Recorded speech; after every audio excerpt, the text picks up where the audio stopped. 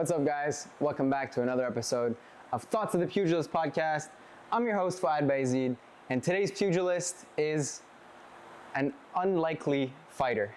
He is a professor by day, a coach by evening, and a fighter by night. The one and only Kenny Victor Chery. What's up, my man? How you doing, brother? Not bad. You? Fantastic. I'm super excited to have you finally on the show. We've been talking about this for a really long time. For real, huh?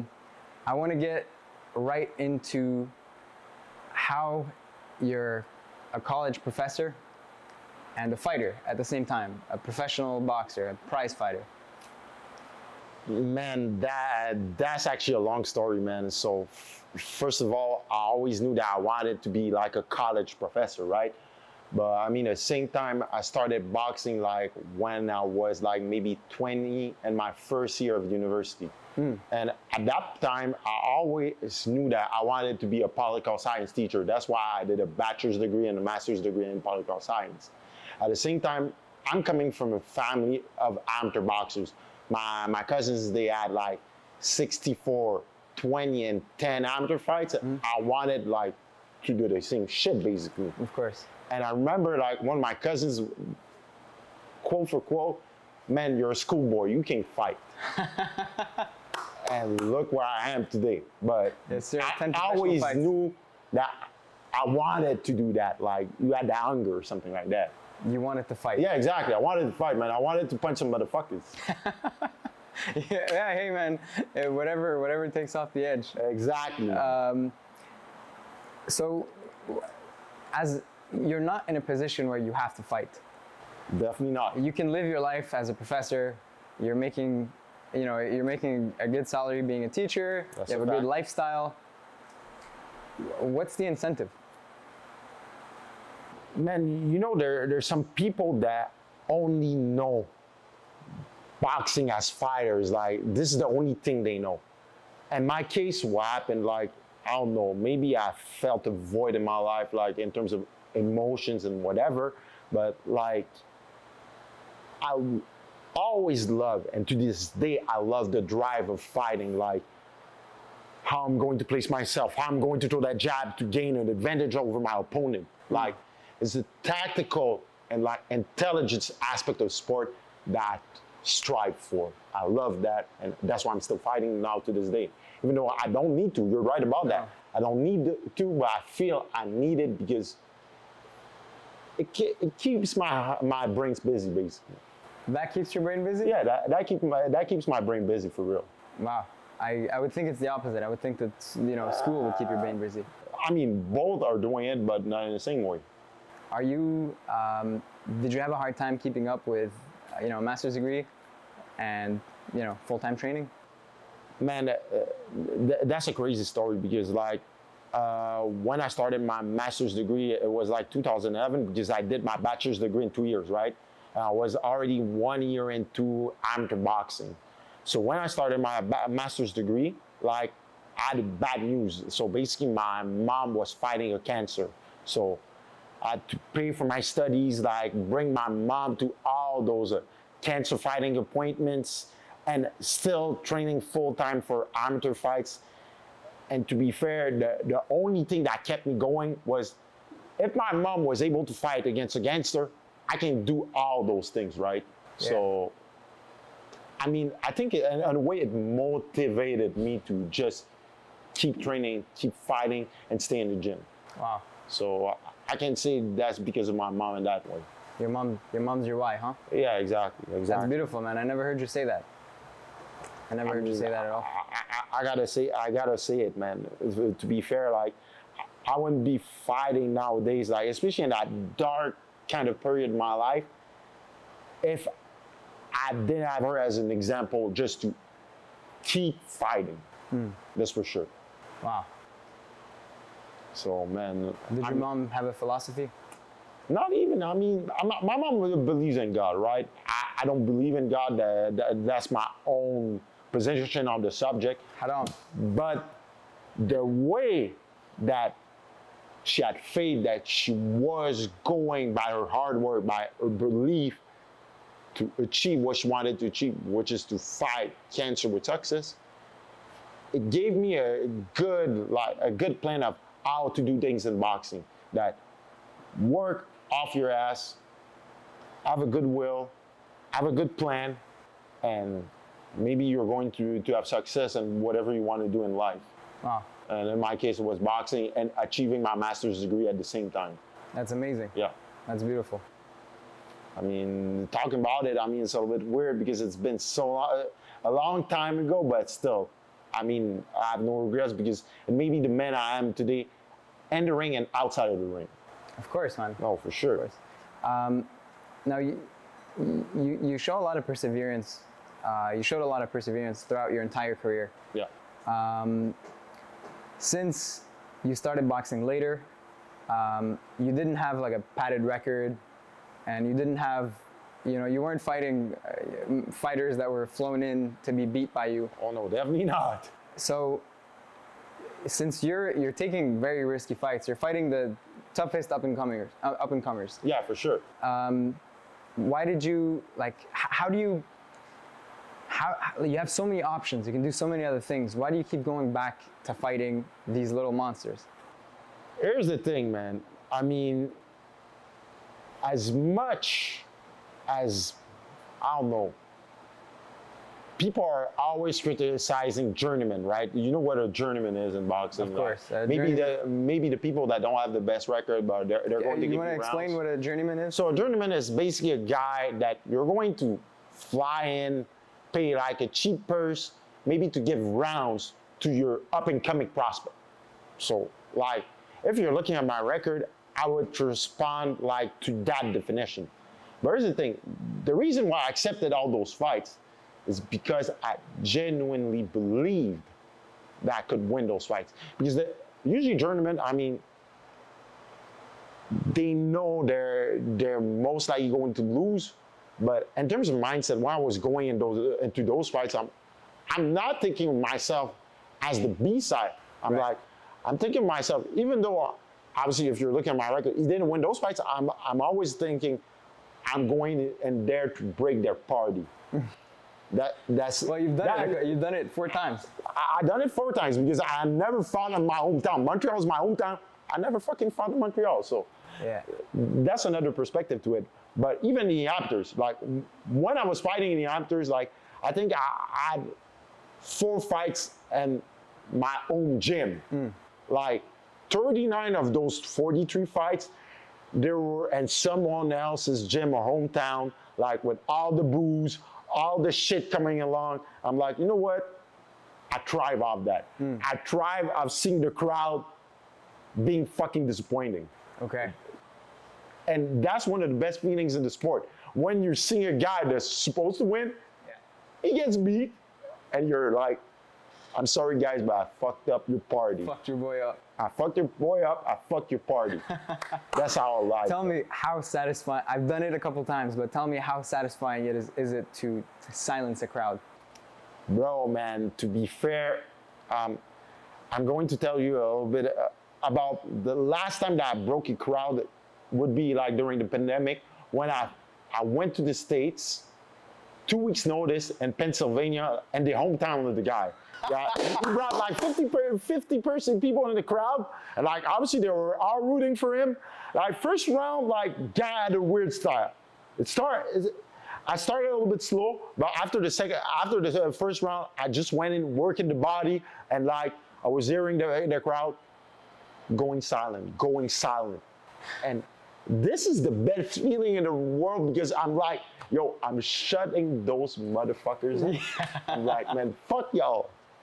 Oh man. So is there a way of doing it? Is there a way of beating the crowd? Man, you gotta go all in. You gotta go all in. If you want to box, like, think a little bit too much, not technical, but you gotta take risks. Right. Especially when you're a guy like me that doesn't have a promoter, that is always on the road. I mean, you gotta take risks. I mean, you gotta go a little bit all in, man. Yeah. I mean, it's how it's done. Unfortunately, I don't have the luxury to have a promoter or a big team behind me. Yeah. But listen, when I'm going in there, It's because I believe I can win. It's because I believe in my skills. I'm not a dumb guy. I know the business boxing. But if I'm going there, it's because I believe I can win. I'm going to leave my heart out there. That's a fact right there. Absolutely, bro. Yeah. That's why I'm such a big fan of you, bro. Thanks, man. You know, this is a bit off topic, but I wanted to ask you, since you know the business very well, how does a fighter get stuck with a promoter, or how do promoters pull a fast one on fighters?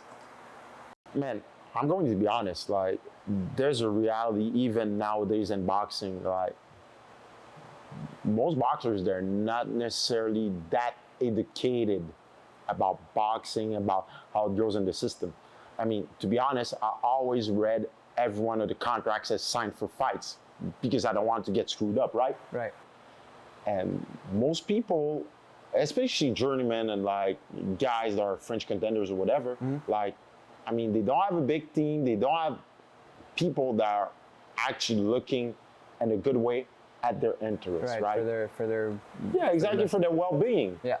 And that's the main issue in boxing. It's just you and your coach. Exactly. Yeah. So at that point, oh, I got to fight somewhere. I got an occasion. Let's take it. Right. You got to have more people around you that can, like, yo, what? It's not a good idea. Maybe we should think twice about this.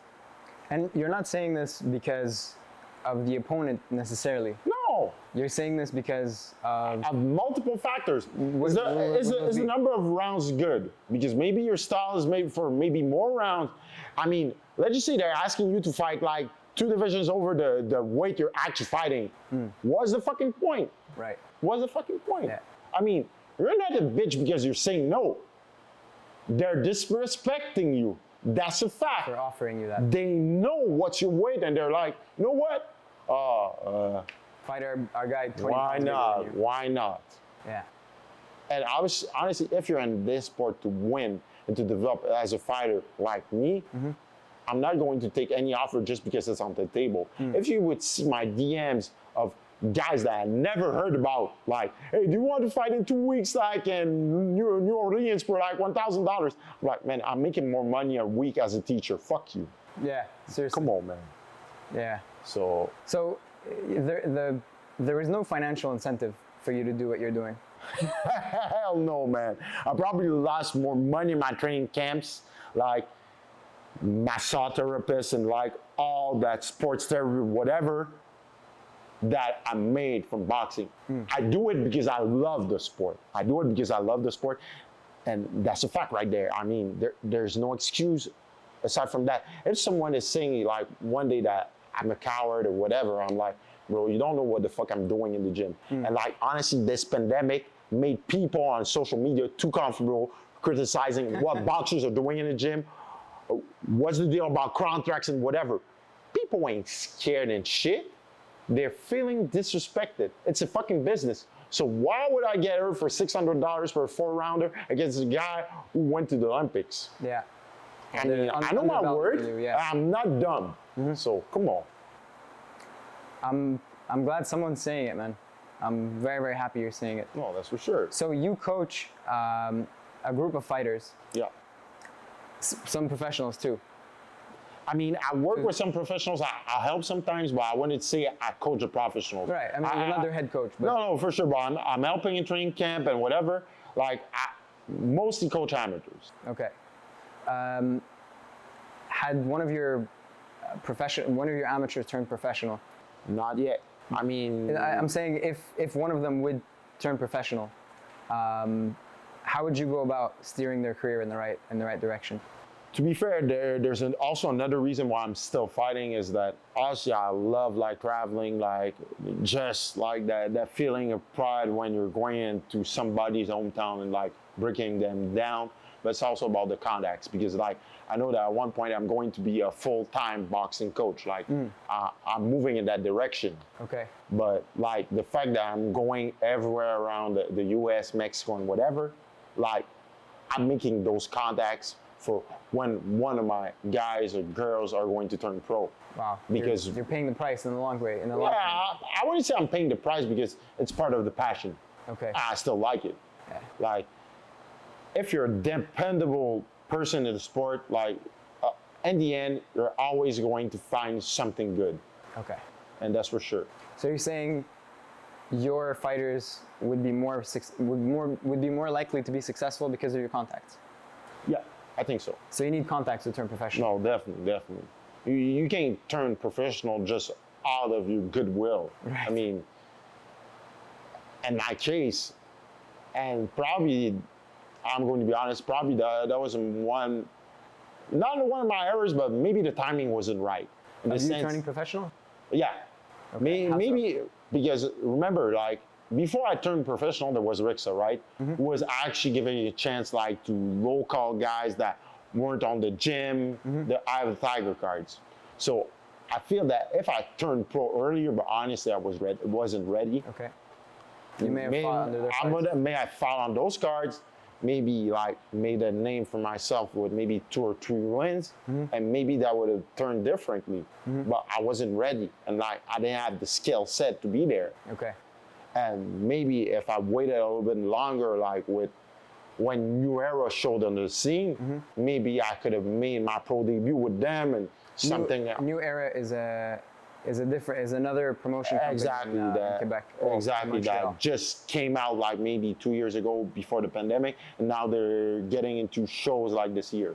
Okay, so what they're doing is good for local fighters. Listen, man, everything that makes those local fighters fight outside of those 2 breed groups, who are doing great things, by the way. I mean, you gotta support them. You're saying Jim and Eye of the Tiger. I mean, you gotta support that. So it's our responsibility to support these guys. Yeah, exactly, man. Buy tickets, support your local fighters. That's a fact, because you never know where they're going to be. I mean, we seen guys on the local scene burst out, create surprises, go on maybe the North American level. So that's why, like, when the tickets are like $50, $60, which are actually pretty decent in terms of the North American market. It's cheaper than any concert you can go to. Hell yeah, man. I mean, come on, man. I mean, I prefer seeing fights for $60 a night than going to Oceania. Singing, yeah, that's it. Exactly. That's my point right there. So you gotta support those guys. As a coach and as a professor, I wanted to ask you, can you give us, or I should say this, as a high-performing teacher, Yeah. what would you say are the 3 most important principles of being a good teacher? The first of all, be adaptable, because there's a reality. Teaching and also coaching, it's often standardized. So we're going to treat everyone the same way. It's a uniform. Yeah, exactly. And the fact is, everyone is fucking different. So you need to be adaptable. Like, you got someone that's smaller, you got someone that's bigger, you got someone that's got more hand speed or whatever. You gotta be adaptable. The second thing I would say, be a good listener. Like, even in class as a teacher, like, you gotta be receptive to what students are saying. Because even me, when I was a student, I was seeing students complain, and with good reasons, like about, okay, I'm not understanding this or whatever. And teachers didn't give a shit. Maybe because they were older or something, but you need to be a good listener. And the third thing, be creative. So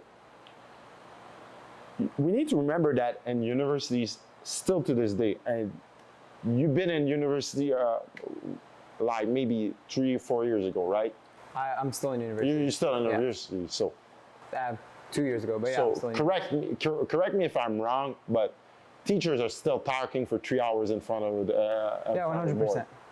Yeah, so they're talking, and honestly, myself and I think the 60, 70 other students with me are zoning out probably 4 or 5 times. That's my point. Within that, a session. teacher can't stay in front of a board just talking for 3 hours. He needs to get the students involved. And that's the same thing in boxing, not in the same way, but we need to be creative, because the goal is harnessing knowledge.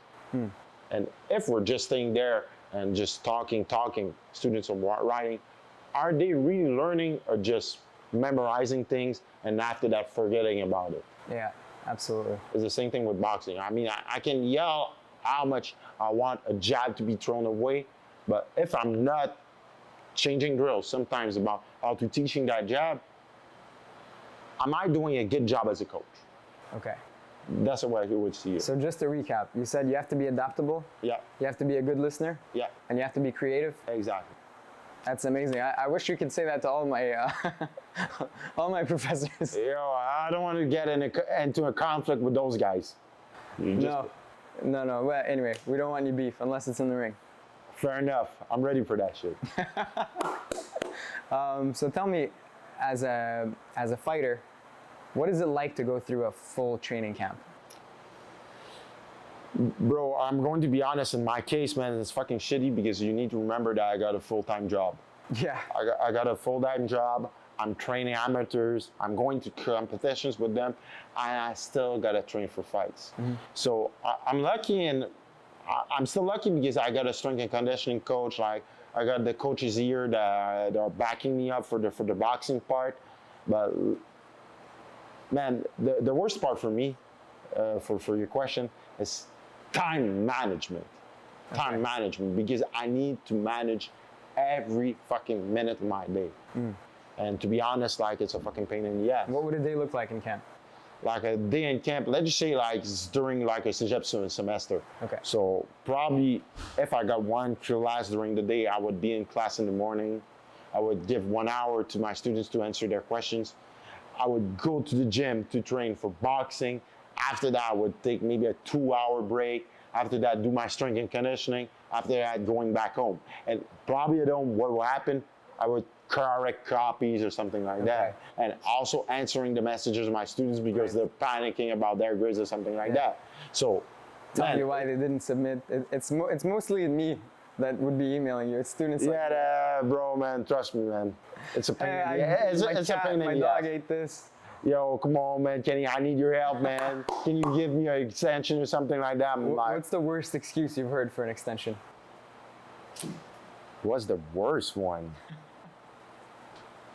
I'm like, so basically, like, there's a guy I gave an extension because, I don't know, was sick or something. So, fair enough. And I gave him like 2 weeks of extension on the road. Wow. That's generous. I got like 2 days, 3 days. No, but that was a hard work. Okay. That was a hard essay assignment. And the guy said, yo, Kenny, by the way, can I get like 5 days more because I didn't see my dad all summer and like I want to see him right now. I'm like, to be fair, I gotta say, all the students like that I had since I'm a teacher like 5 or 6 years ago, they love me as a CEGEP teacher. But they also know I can be passive aggressive as fuck. Okay. So I'm like, yo, man, you probably knew that your dad was coming. You knew that you were sick. You got 2 weeks, and now you're asking for 5 weeks, 5 days more. Yeah. Are you taking me for an ass or something like that? Yeah. I'm actually writing like that in an email. Okay. I mean, I gotta say, it's a school email. No teacher should write like that. No. But at that point, I'm fucking fed up. Yeah. I'm like, I'm not a dumbass. Okay. Like, fuck you. Do they know that you're a fighter? Yeah, they know that I'm a fighter, so yeah, I mean, I got some students, they're always writing to me like, yo, hey, on their school emails, yo, we gotta see you square up in the ring, man. Come on, man. Let's go see teacher Kenny some shit. I'm like, yo, I don't know if you want to see that side of me. Yeah. I mean, I assume when they take your classes, they go and rate my prof, and then they see right? Yo, does that thing exist still? Of course. Bro, I don't know about that. I don't check. Oh shit. I mean, as a student, you can't take classes without checking your prof. Yo, we gotta check this out. We gotta check this out. Some professors are a nightmare. Yo, we gotta check this out afterwards, man. Yeah, no, I've had some great profs in college and in uni. Well, actually, in uni, not really, but in college, I had some great ones and some terrible ones. Okay. But all right, you know, it is what it is, man. Grade my prof is. It is what it is, man. It's part of the game. How much chemistry is necessary to have with your fighters as a coach? I feel like, man, to be honest, if there's none, stop right there. I mean, in my case, I feel that there's a term for that. The kind of coach I am, I'm kind of a player's coach. Okay. I'll adapt to them. I'll make them feel like they're in a good place with me. I'll listen to them. We're going to develop at their own pace. But I mean, at the same time, I can be a hard ass, but not like in a crazy kind of way. But I mean, if you need to get put in your place, I'm able to do that. But usually, I'm pretty understanding.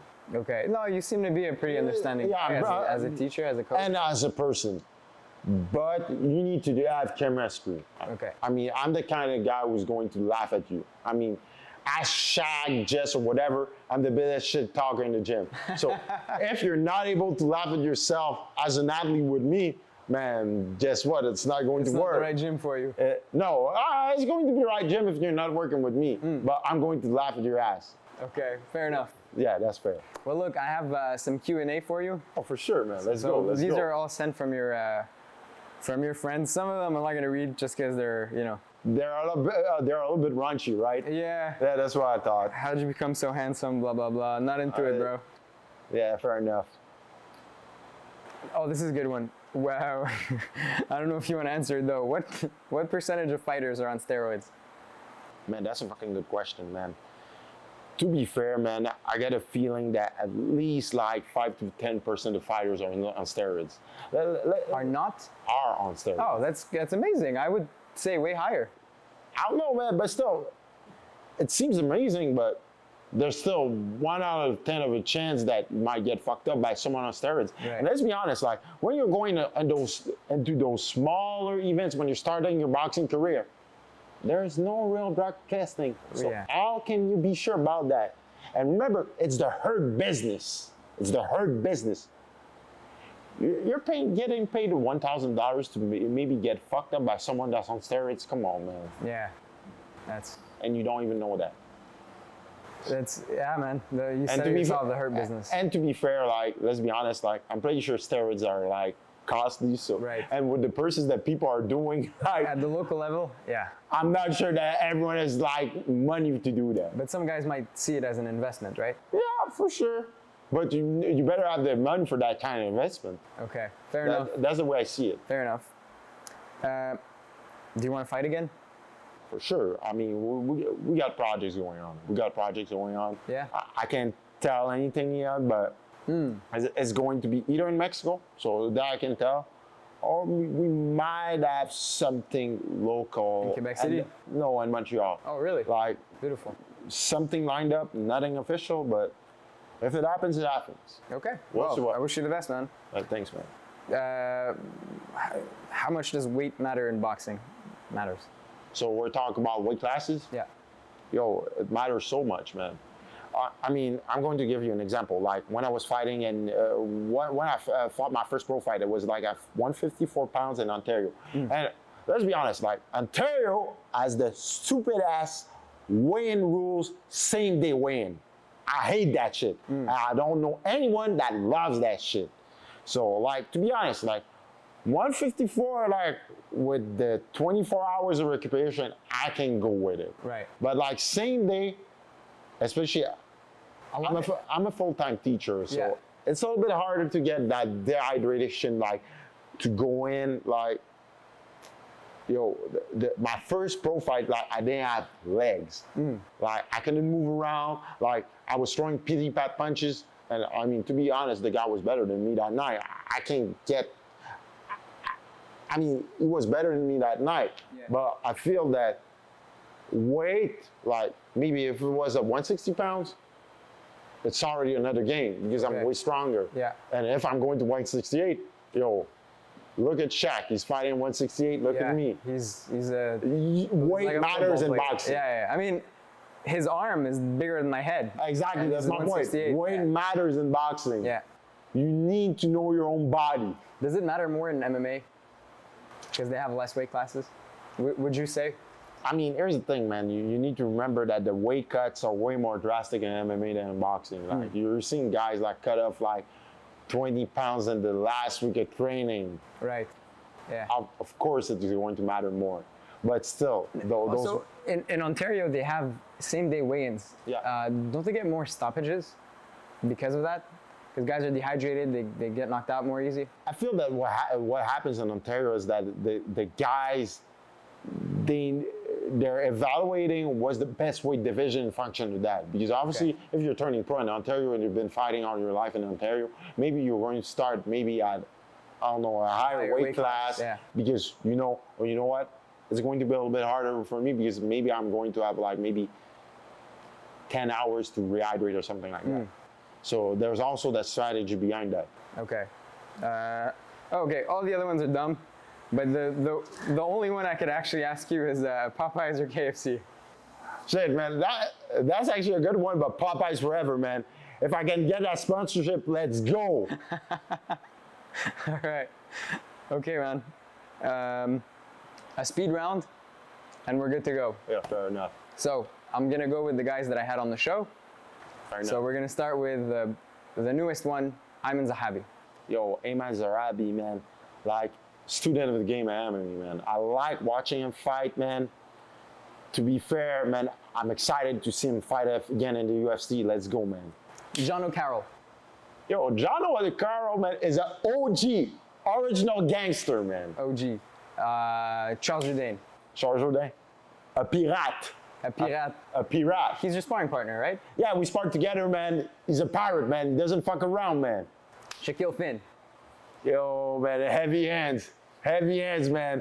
I swear to God, man, each time I'm sparring with that guy, I'm like, man, fuck, man. And what kind of thing I'm getting myself into. Chris Algieri. Chris Algieri, man, a teacher. A teacher. Yeah, a teacher, man. A teacher just like you. I like the way he talks, the way he thinks about the sport, man. He's a teacher. Jessica Camara. Yo, man. I'm sorry, bro. I gotta repeat that. She's an OG, bro. She's a gangster. Yeah, she's a gangster, man. Just doesn't give a shit, man. She's going to go in there, man. She's going to do her thing. Kaylee Reese. Kaylee Reese, man, actually pretty good fighter. I mean, no disrespect. I still think that my girl Jessica beat her in that fight, but man, pretty good fighter. She's been around the game. She knows the game. She knows how to win usually. Not except in her fight with Jess. Kaylee, I love you. Jess, I love you so much. Thank you so much for coming on the show, brother. Thank you, my man. Guys, remember to subscribe. Follow my man Kenny Chery on Instagram.